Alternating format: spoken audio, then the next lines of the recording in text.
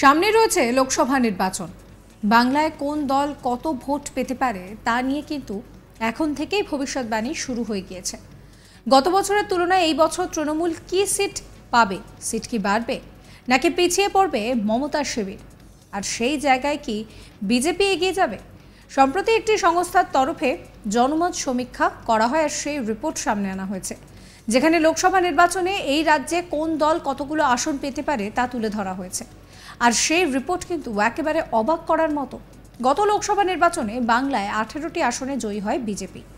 এদিকে রাজ্যের শাসক দল তৃণমূল কংগ্রেস জিতেছিল 22টি আসনে। এছাড়াও কংগ্রেসের ঝুলিতে 2019 সালে গিয়েছিল 2টি আসন। বামেরা শূন্য হাতেই ফিরেছিল গতবারের লোকসভা ভোটেও সেই চিত্র দেখা গিয়েছে, যার রিপিট কি এই বছর হবে, নাকি রাজ্যের রাজনৈতিক আঙ্গিনায় বড়সড় কোনো বদল দেখা যাবে?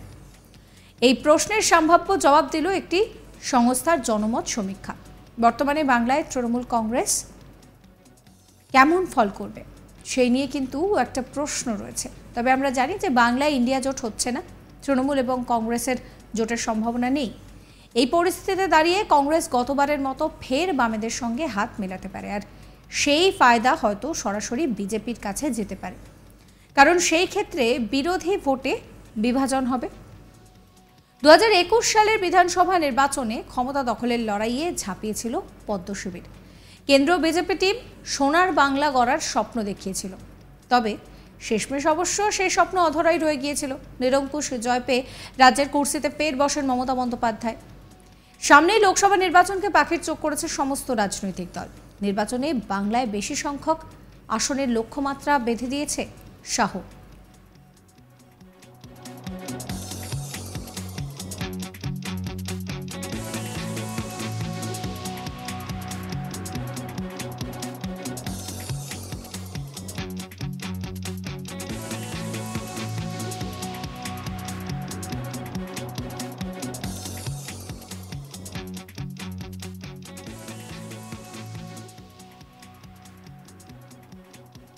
সামনেই লোকসভা নির্বাচন, আর এই লোকসভা নির্বাচনে বাংলা যে পাখির চোখ তা কিন্তু বলা যেতেই পারে।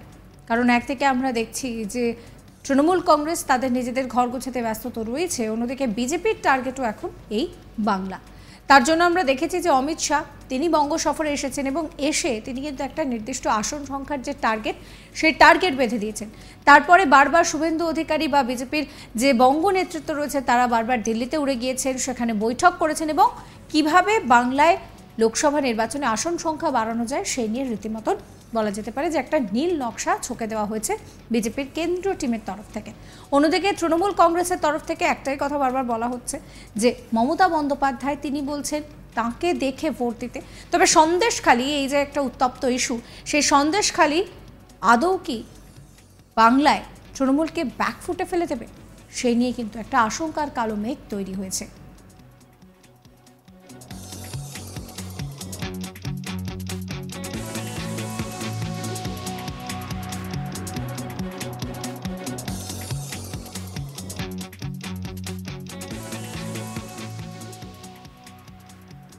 বাংলায় কোন দল কত ভোট পেতে পারে তা নিয়ে এখনো পর্যন্ত কিন্তু একটা ভবিষ্যৎবাণী রয়ে গিয়েছে।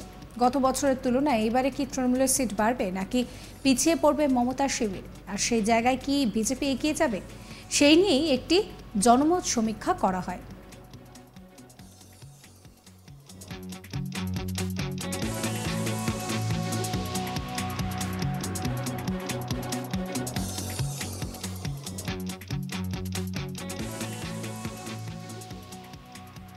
যেখানে লোকসভা নির্বাচনে এই রাজ্যে কোন দল কতগুলো আসন পেতে পারে তা তুলে ধরা হয়েছে, আর সেই রিপোর্ট কিন্তু একেবারে অবাক করার মতো। গত লোকসভা নির্বাচনে বাংলায় 18টি আসনে জয়ী হয় বিজেপি। শাসক দল তৃণমূল কংগ্রেস জিতেছিল 22টি আসনে। এছাড়াও কংগ্রেসের ঝুলিতে গিয়েছিল 2টি আসন। বামেরা কিন্তু সেবারে শূন্য হাতেই ফিরেছিল। এবারেও কি সেই চিত্রই দেখা যাবে, নাকি রাজনৈতিক আঙিনায় কোনো বড়সড় রদবদল হতে পারে, সেই নিয়ে কিন্তু জল্পনা তুঙ্গে।